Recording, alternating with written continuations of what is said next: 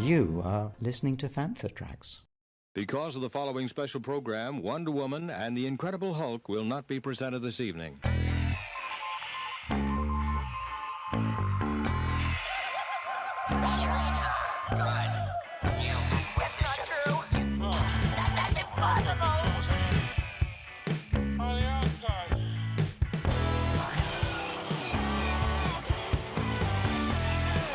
It's time to get all your Star Wars news in a single file. This is Making Tracks. Here are your hosts, Mark Newbold and Mark Mulcaster. That's not true. That's impossible. You're listening to episode 73 of Making Tracks. I'm your co-host Mark Newbold, and joining me today is a man who, if he was dropping out of hyperspace 200 years before the Phantom Menace, he will drop out faster than a long beam. Mark, how you doing? I'm good. I'm very well. I think I would probably be flying a, what do they call it, a Z-24? Oh, is it the Vector, is it? No, so the Vectors were the...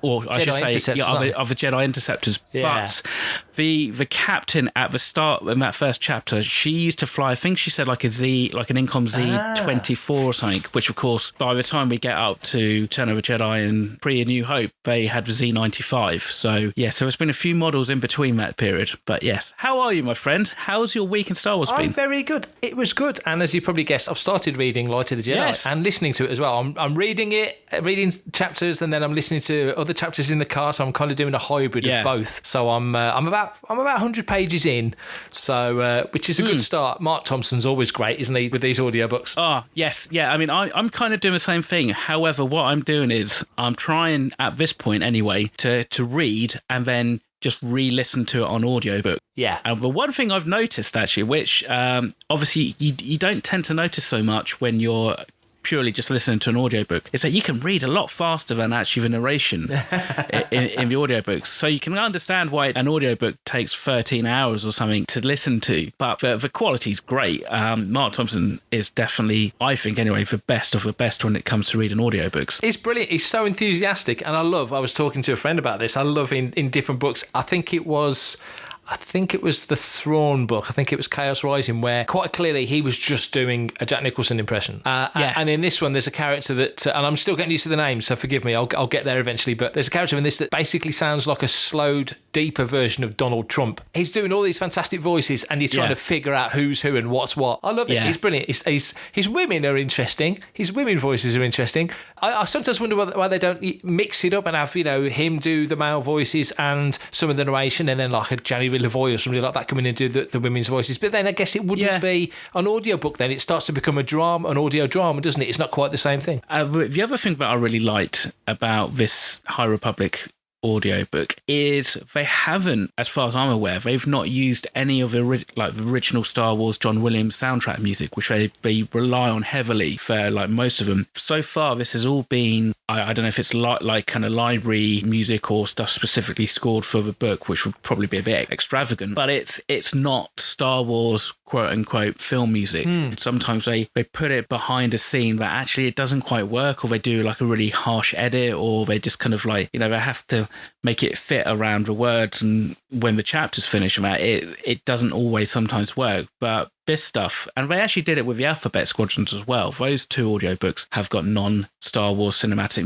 music in, and it kind of works. It does. It's enjoyable. I do like listening to it. It's a good chance to engage my brain whilst my hands on the steering wheel, and I can't read when I'm driving. God knows I've tried, but it doesn't work. Hey man, it's me, Kevin Smith, Star Wars fan, Fantha Tracks fan. Now, some great news has come in this week. Lucasfilm Games is back. Yes. Lucasfilm Games, which has been around forever and ever and a day. It changed its name in 1990 to LucasArts, which is what most people are more familiar with. Not only are they working with existing partners like EA and other publishing houses, but they're just going great, all guns out, to do new games, not only Star Wars, but also Indiana Jones. Oh, that was a nice surprise, actually, because when we got that Lucasfilm Games first announcement, there wasn't anything to it. And I think I was reading the press announcement thinking, okay, so where's the next game announcement? Because you think if you're going to have basically like a rebrand, you're gonna rebrand it, and then there's going to be some kind of like flagship game or something that you're now going to announce, but that didn't happen really. And so it kind of originally, that original announcement kind of, at least to me, it made it feel more like almost like an umbrella social media presence. So like you go to the Lucasfilm Games Facebook page and the Twitter feed to get the news, rather than, you know, specifically EA,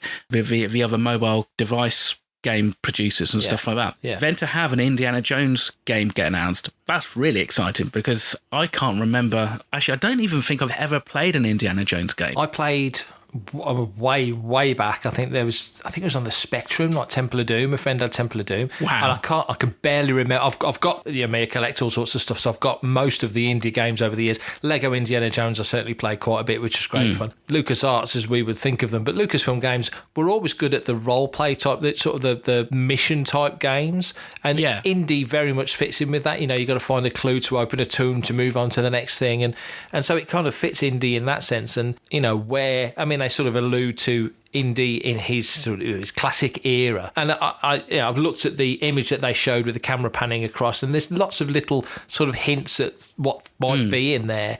So your head says, oh well, the classic indie era is sort of 35 to 39, sort of Temple of Doom to Raiders, or Temple of Doom to Last Crusade. But I don't know. I mean, there's lots of stories you could tell. I mean, Crystal Skull told you a lot about what he did in the war, that he was a war hero. So there's certainly adventures you could tell there. The new film, when it finally comes out, it's got to be set at least in the late 60s, if not into the 70s. I personally think that the film should be set in 74. The last shot should be in San Anselmo, where, you know, with George sitting on a bench writing an idea down. Yeah, I think it's exciting. Also, Lucasfilm's 50th anniversary year as well. So they're not just doing Star Wars, which would be enough for us, of course, but they're doing indie. And then you're thinking, well, Willow's coming to Disney Plus. Obviously, John Chu has had to step away because of family. They've expected a kid. The COVID crisis has put things upside down there, so that's changing a bit. But they could do a Willow game. You know, there's all the classic, you know, Monkey Island. I know you love that. You know, there's Monkey Island they could do. There's Sam and Max Hit the Road. There's Full Throttle, which was a game I adored back in the day. You know, there's loads of stuff that LucasArts built its own, you know, family of stuff that they could go back to and tell more stories within, that's completely outside of Star Wars or indie or the big hitters. As we see with every time there's a EA Star Wars game come out, there's a lot of pressure and a lot of eyes on Star Wars games. There's lots of opportunities to kind of create or reimagine or bring back and re-energize, reboot these older games in a different way on, you know, the next gen consoles like with PS5. And obviously we've got like X Labs and all that kind of stuff, so that's kind of cool. But obviously, yes, there was a Star Wars game announcement as well, which kind of came out, was a couple of days after the main initial announcement. And I think the surprise there was it wasn't EA who's working on this next Star Wars game. It's a different games company called Ubisoft. Yeah, that's got to be good though. Like you say, you sort of nailed it in the sense of they've announced the LucasArts social media handles, so that's where you would go for that news. And goodness knows, I mean, Old Republic has been going, what, 9 years? Yeah, 9 years. Yeah. And he's as busy as ever. And there's news coming from that all the time. We occasionally post it on Fantha, but there's news from there all the time. So if you're an Old Republic player, you know that there's stuff coming, there's updates and, you know, all the sort of things that you can get there as a ongoing game that of great success with plenty of subscribers. With these games as well, it'll be the same thing. So if you've got different publishing houses all with their own, you know, when Squadrons came out, which was great fun, you know, you go to the EA site and there was a Squadrons sort of sub page on the EA site, and that's where you would go. I think now if there's a Lucasfilm Games site where all that information comes into one, yeah, you could put it on StarWars.com. But I think maybe if there's somewhere specific to go that's Lucasfilm Games, you can catch everything in there, be it indie, Star Wars, or any of the other IPs. That's great. And yeah, the open world idea, the open world game, I'm all in for that. We talk about Galaxies, we talked about it not long ago. You know, just the chance to go out and just mooch around and do your thing and build things and let things grow. That could be a lot of fun. I think also there's big demand for a Star Wars open world game on consoles, because like I said, with Old Republic, it's I think it's still PC only, which I'm a Mac user, and the last time I played Old Republic, I had to have a separate hard drive on my Mac, which had Windows installed, and so I'd only use it for the Old Republic, which is all fine and well and good, but I'd love it to be on standard like Mac OS. Like I said, there's a demand, and I think people have been kind of like clamoring for a open world Star Wars game. We kind of didn't get it with Jedi Fallen Order, which I think people were kind of expecting. I think we were hoping it was going to be more open world than it was. Battlefront 2 again is very much a kind of linear story game, and Squadrons is pretty much a linear kind of story when you play the story mode. There's definitely a gap in the market, and I think it seems like every time there's been a EA Games Star Wars release, it's always come with some form of like negative kind of feedback from the players, be it because it's microcharging or something like that. So maybe this is a good way of having a slightly fresh start and allowing somebody else to kind of have a look at the Star Wars franchise and see something that they can do and make it interesting. So if it was you, what era would you set this open world Star Wars game in? That's a good question. I think on looking at it, I think there's going to be stuff coming from the High Republic. The more that builds and the more that grows, and we're really early days with that.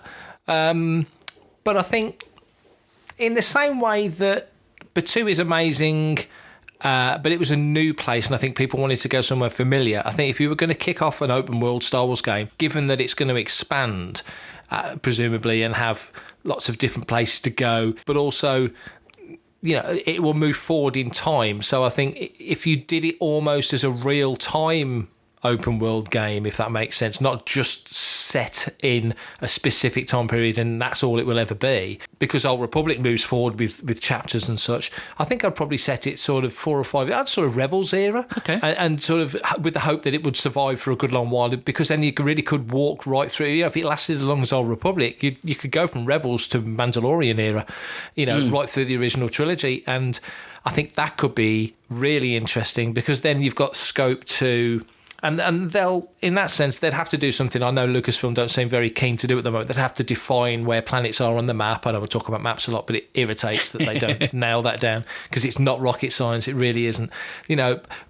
Work out a good galaxy map, work out hyperspace lanes, things like that, practical things like that you've got to know how to get from A to B. You don't just push a button and appear somewhere else. We're not folding space, it's hyperspace, it's routes you have to take, and there's knowledge required to figure out the quickest and best and safest way, and that's something that you used to get in the role-play games that you don't seem to even get in films and TV anymore. They just seem to pull a lever and safely appear somewhere a little bit later on. That bugs me, because there's a lot more to hyperspace than that. And I know High Republic has got a hyperspatial element in the start of the book, with things going on in there. So there's dangers in hyperspace. So that's something I'd do. But yeah, I think I'd set it about half a decade, sort of roughly where Solo and Rebels are, that sort of time period, and then just let it play out, because you've got the run into Scarif and the run into Yavin, and that will have an effect on the whole galaxy. If it's an open world game, we're all going to hear about it. And I think an open world game could be really interesting as you journey.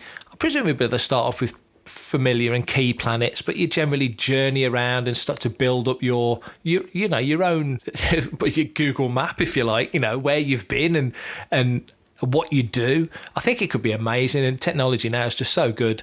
You and me could be playing it. We could be, like we're talking now, headsets on, microphones, there's the screen. We can hit record. Both be totally, yeah, exactly, yeah. It could be great fun. For me, whether or not I think it's the best era to choose or not, but I wouldn't be surprised if they set it in that post Return of the Jedi Mandalorian era, because then suddenly you've got your kind of like your Disney Plus crossover tie-ins and stuff. So when the Ahsoka series starts, suddenly a bit like we get now with Squadrons, you can kind of get your little collectibles and stuff like that when they try and do like a cross kind of like media kind of promotion.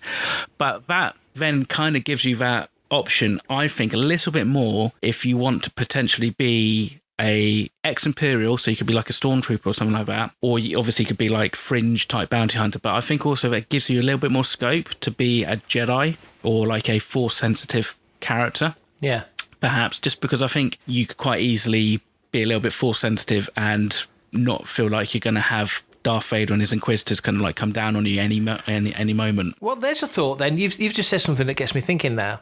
And I thought this was going to be a really short conversation about the games, but actually it's becoming something else. I'm just wondering, with technology now, with Disney Plus, with all the other stuff that we've got, with The Insider doing short fiction, with StarWars.com expanding what they do you think then there's the potential for, let's say you're playing this open world game, I think it's probably still a couple of years away, and I think most people will want to at least have a go with it and have a play, because it kind of gives me that Galaxy's vibe and, Old Republic, like we said.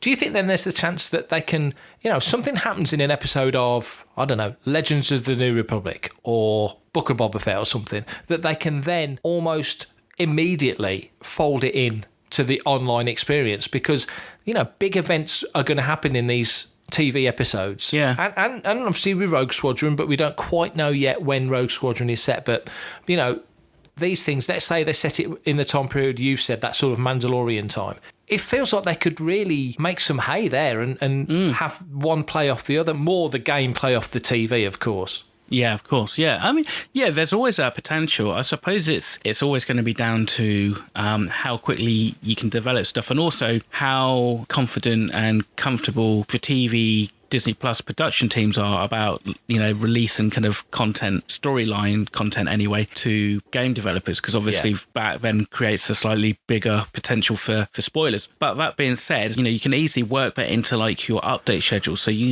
okay, there's let's say we do something for the Book of Boba Fett, for instance. You don't necessarily know what the outcome of the Book of Boba Fett is, but that actually now you need to do kind of like an expansion area on Tatooine, for instance, and you can kind of have it all backloaded. And all it is, it's a bit like they sometimes do with like Marvel Agents of S.H.I.E.L.D. when they were going through like phase 2 and into phase 3 and stuff. It just needs to be like a little reference, and it just ties it all in together. And you're like, oh my God, did you hear what they said? So at least then when like things are happening in terms of a timeline. Not necessarily the actual story content needs to be affected by the Book of Boba Fett or by a specific series, but you can have these bits around the galaxy which get opened up because of the storytelling on, say, Disney Plus or Cinema. So yeah, and also, there's always the scope. There's always the scope that they could create a fantastic character, be it a goodie or a baddie or whatever.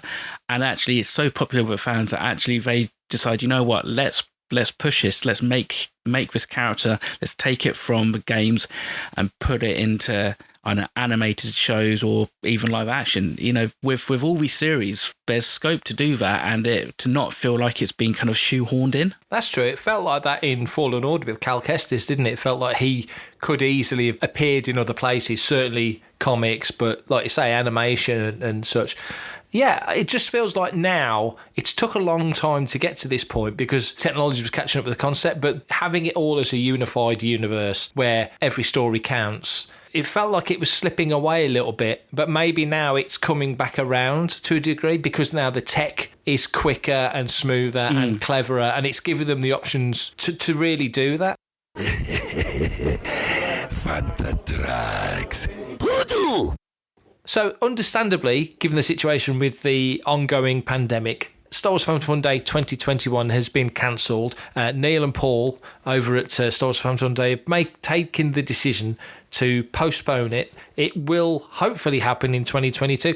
We don't know. We don't know where the world's going to be. No. We talk about that show, that event, a lot on Fantha Tracks because it's something we absolutely love. It's always great fun. We were looking forward to it this year, but sadly, 3rd of May at Burnley Football Club won't be Star Wars Fan Fun Day. I've asked you this before and I can't remember because I've got a brain like a sieve. Have you ever done Star Wars Fan Fun Day? No, I haven't. So we tend to refer to it in the Rebel Legion as Burnley. Yep. Everybody knows the event. You go into Burnley, then you're talking about Star Wars Fan Fun Day.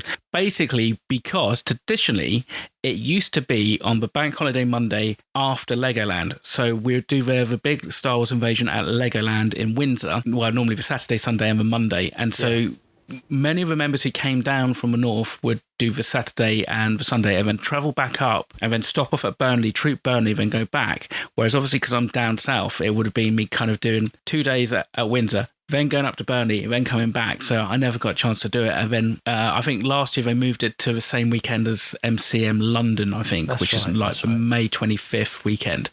So it's one of those events that I desperately want to get up to, and I will do, but clearly not this year. So maybe next year, maybe 2022. Definitely. We, in our past life when we were part of Jedi News, some of the team anyway, we did some of the podcast stage there. We ran a podcast stage there, and we've done various things over the years with that site and now with Fantha Tracks. Always had a great time. We had a big table as a Fantha get together a couple of years ago. Brilliant fun. Neil and Paul are just great laugh and can't look after us enough. Dinner with the Stars the night before it's an absolute must. Some of the stories we could tell you from that night, those nights, is just, well, we couldn't, we'd get shut down. Exactly, yeah. We really would. But definitely, as soon as Star Wars Fan Fun Day's back on, obviously we'll talk about it on Fantha Tracks, and definitely we'll be talking about it on Making Tracks, because next chance we get to go there, we always come back with a bag full of interviews. So much content comes back from that show, and we love it. So good luck to everybody. Good luck to Neil and Paul. And as soon as there's any news on Star Wars Fan Fun Day 2022, you'll hear it on Fantha Tracks. For everything in one location, daily news, reviews, interviews, podcasts, video, and social media feeds, bookmark FanthaTracks.com for Star Wars news 24/7, 365.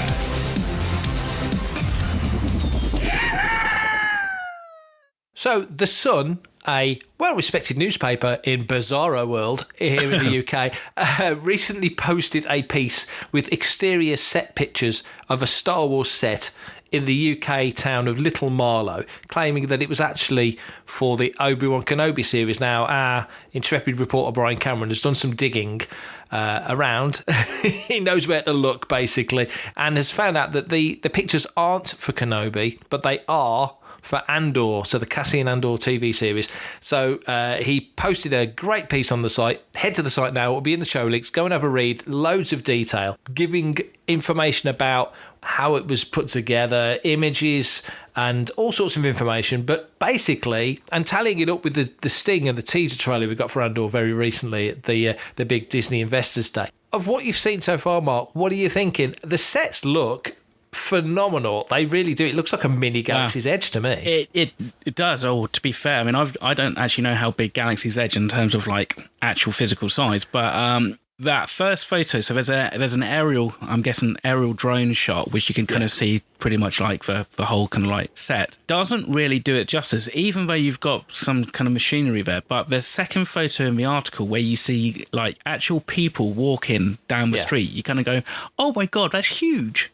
It's massive. It is. It's enormous. It is. And it's interesting because I shared this article on my Facebook and somebody on there was like, oh, I'm surprised they're even bothering to build sets these days when they can use the stagecraft, volume tech and all that. And I was like, well, the thing is, yes, that's a fair point. But at the same time, you're never going to be able to get this kind of scale and this kind of flexibility, I guess, with stagecraft in some respects, because it looks like there's the main kind of like, I don't know, what do you call it, like drive through, but then there's kind of like side streets off of the back and stuff like that.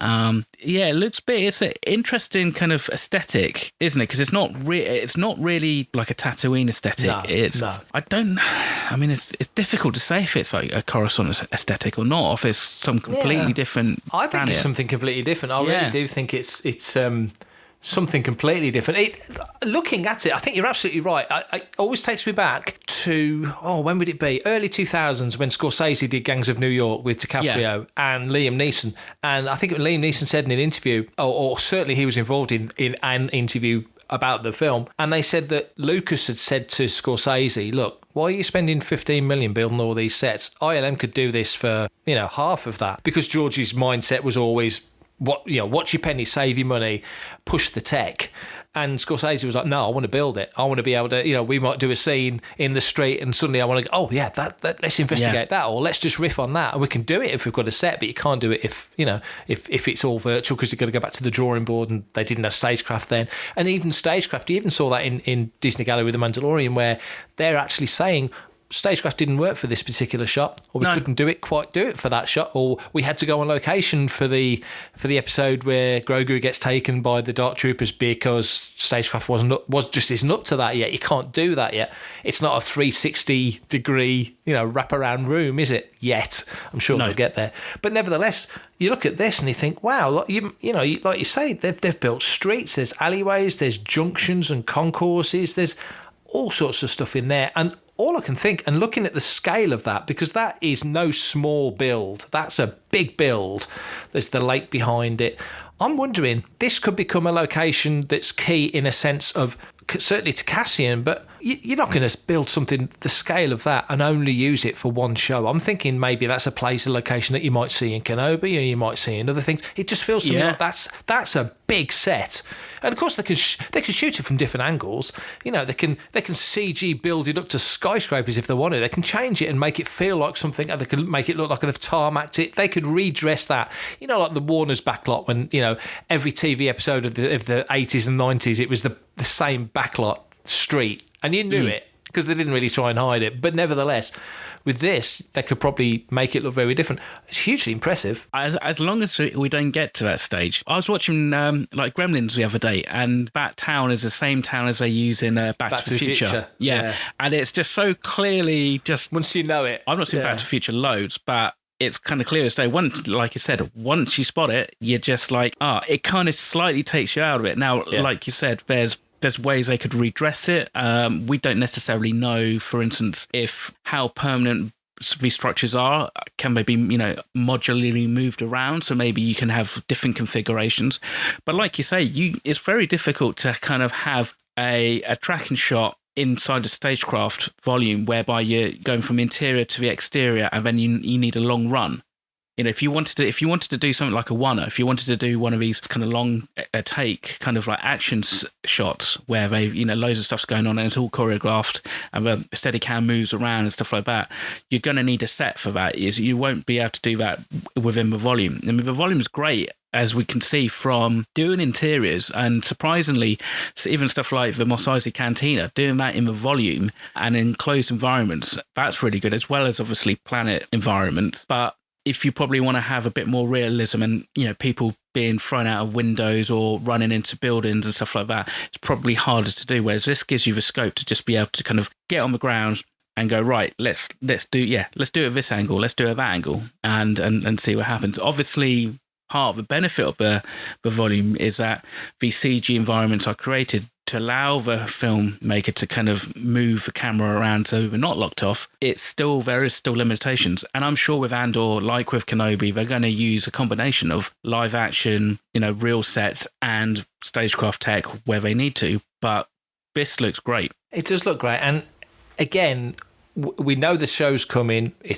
I think we're looking at next year realistically for it to land. Yeah. I think Boba Fett obviously is coming before, Bad Batch is coming before, Season 3 Mando's coming before. So this feels like, and also with Cassian as well, with Andor rather, I think that the inference, I don't think they've overtly said it, but the inference is that this is a show that's going to be on for a few years. This is running you up to Rogue One. That's the plan. That, these are the years leading up to that big Scarif mission and how the rebellion got there and how Cassian built his reputation, because he's clearly a go-to guy in Rogue One. He's definitely somebody they trust. Well, how do you give that man that much latitude and trust? It's there. He's earned it. So this feels to me, just looking at it, one, it's impressive and I want to see it in action, because there's some great sets in Rogue One. There's some beautiful stuff on Jeddah, and it's one of my favourite locations, and this has got that kind of vibe and feel, to me anyway. I'm just looking at all these buildings thinking, who's the manager of that cantina? Who's the owner of that shop? Who's living there? Yeah, exactly. Who's living above that sort of place? What's going on in that cantina? And maybe this is his.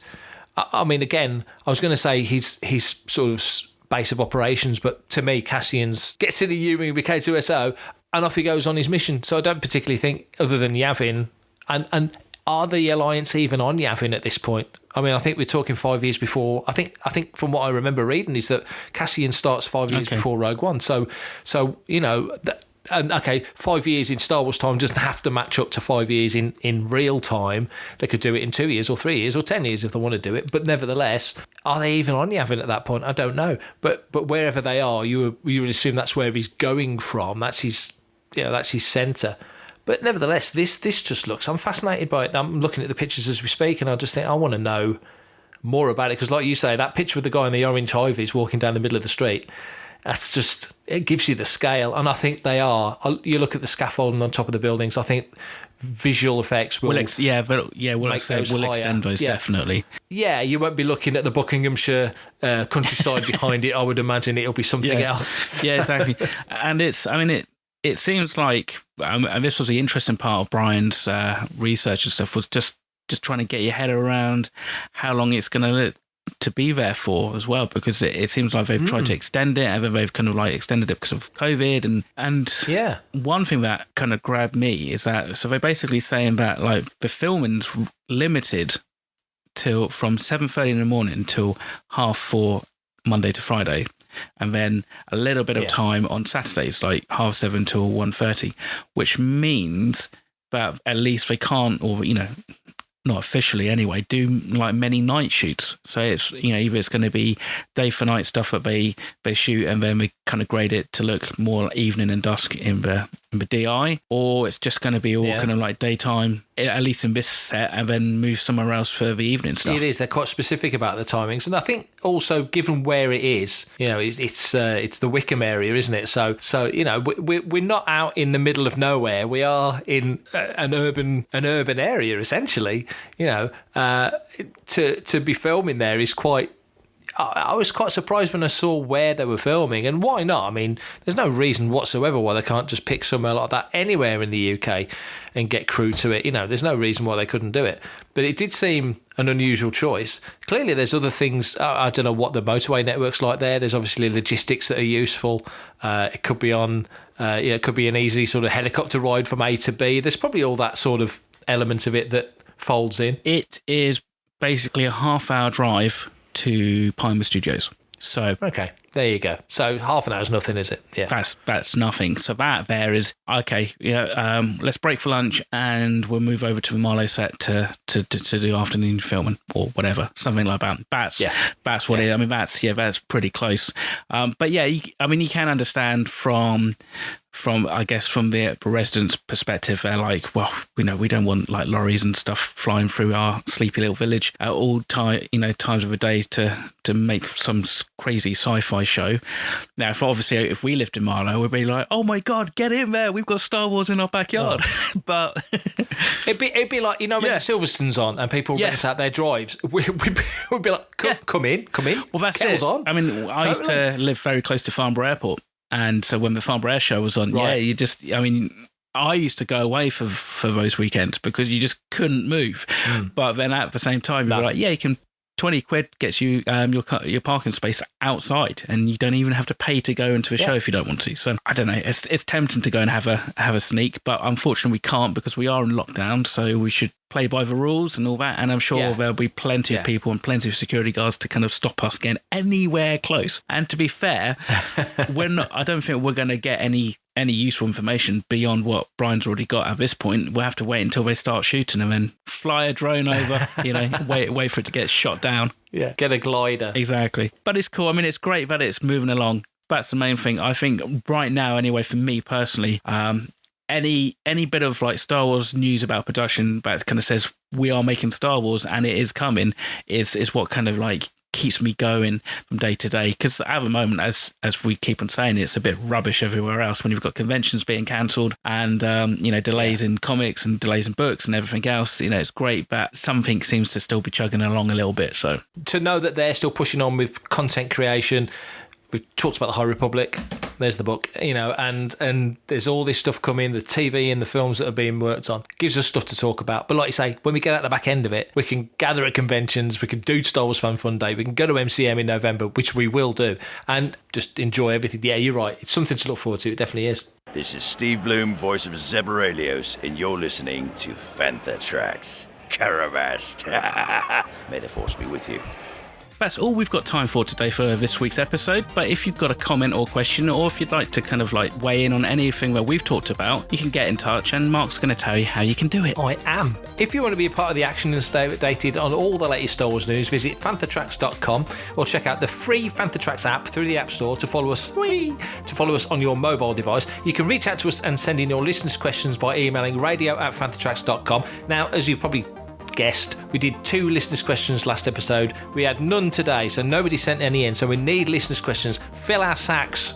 Comment, like and share on all of our social media feeds at Fanthatracks, and be sure to subscribe, leave a review, preferably a 5-star one, on Amazon Music, Audible, Apple Podcasts, Google Podcasts, Spotify, or your podcatcher or smart speaker of choice. And as always, thanks to James Semple for composing the Fanthatracks intro, Adam O'Brien for our Making Tracks opening music, and Mark Daniel and Vanessa Marshall for our voiceovers. And be sure to check out Good Morning Tatooine, our weekly news show. It's on every Sunday evening at 9 o'clock, and later on Fanthatracks TV on YouTube and on the website. Check it out, comment, like, share. Come and speak to us because it's live. You can send us really weird messages because Mark does that when I'm on, and I do it when he's on, so just do it. Yeah, it's quite off-putting. And of course, if you want to get in touch with me or Mark specifically, you can do that. Mark is prefect_timing on Twitter and Instagram, and I am just plain old boring M Mulcaster on Twitter and Instagram. Mark, you have a good rest of the week. I'll do my best. It's a busy one, but there's always loads of Star Wars to do, so that keeps me sane, or reasonably sane. And you do the same, mate. I will do, and everybody else, you take care, stay safe, and we'll catch you in the next episode. Coming up next on Fanthatracks Radio, it's another episode of Making Tracks.